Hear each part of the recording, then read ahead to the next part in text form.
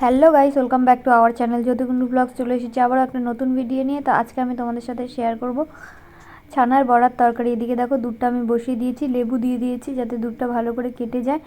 এছাড়া কিন্তু ছানা কাটার একটা পাউডার পাওয়া যায়, ওটা আপাতত আমার কাছে নেই, তাই আমি লেবুটা দিয়ে কেটে নিলাম। আর এই রেসিপিটা কিন্তু সম্পূর্ণ আমার মায়ের। তো মায়ের কাছে দেখেছি অনেকবার মা করে খাইয়েছে, তো এবার আমি ফার্স্ট টাইম করব। তো দেখো ছানাটা কেটে গেছে, এখন আমি ভালো করে ছাঁকনিতে এগুলোকে ছেঁকে নেব।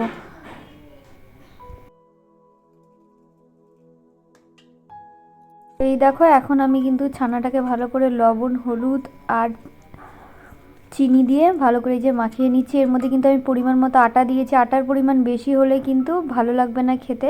আর এখন আমি এগুলোকে তেলে ভেজে নেব।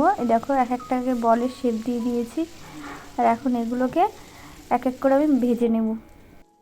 ভিডিও শেষে তোমরা অবশ্যই একটা কমেন্ট করবে যে ভিডিওটা কেমন লাগলো, তা অবশ্যই জানাবে। ভালো লাগলে লাইক, শেয়ার করে সাবস্ক্রাইব করতে ভুলবে না।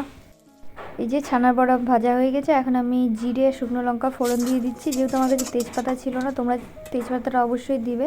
আর এখন আমি আলুগুলো দিয়ে ভালো করে ভেজে নেবো। যে ছোটো ছোটো করে আলু কেটে রেখেছিলাম, লবণ হলুদ দিয়ে ভেজে নিচ্ছি।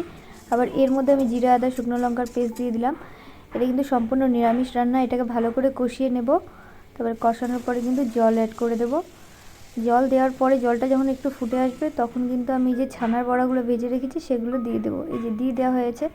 আর এখন কিন্তু এটা ভালো করে ফুটিয়ে নিলে হালকা আছে, তারপরে নামানোর সময় গরম মশলা আর ঘি দিয়ে দেবো। খেতে কিন্তু দারুণ হয়েছিল, তোমরা অবশ্যই ট্রাই করবে। টাটা।